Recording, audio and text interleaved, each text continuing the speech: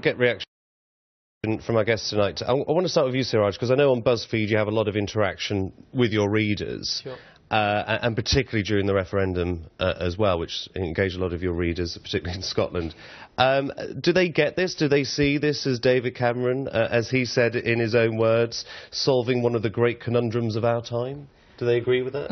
I don't think so. I think that, mentioning the referendum, I was there after the election count. People went back, and in Scotland, that wasn't what they were talking about. They were talking about the issues that mattered to them, and how people are going to solve the health crisis, welfare crisis over there.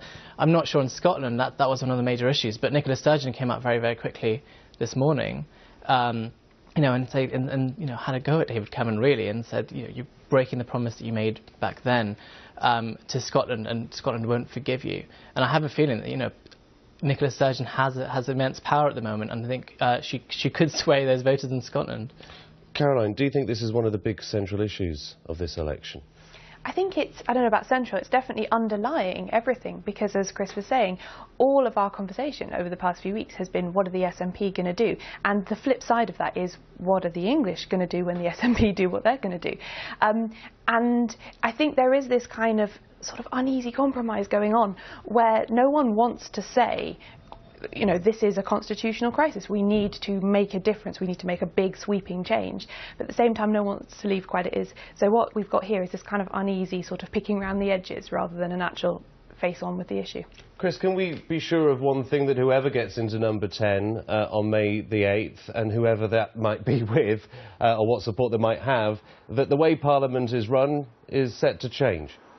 I think that's quite possible. It depends on all of the caveats you just inserted in the question, which of course is we haven't got the faintest idea what things are going to look like here at Westminster in just a couple of weeks' time, and what the makeup of it will look like. But it's quite striking, isn't it, that we're only just a couple of years on from that referendum that I suspect the vast majority of people have completely forgotten about, which was the referendum on the voting system. Do you stick with the so-called first-past-the-post voting system that we currently have here at Westminster, or switch to the alternative vote, which was the offer on the table, if you like, in that referendum? There was an overwhelming amount of support for the first-past-the-post system, and yet the first-past-the-post system, one of the principal advantages that its advocates set out for it is that it creates clear and stable government, because one party tends to win, and win significantly. And yet we know from 5 years ago that didn't happen then. In all likelihood it won't happen again. And then you start getting questions, and it's a big question this, about legitimacy.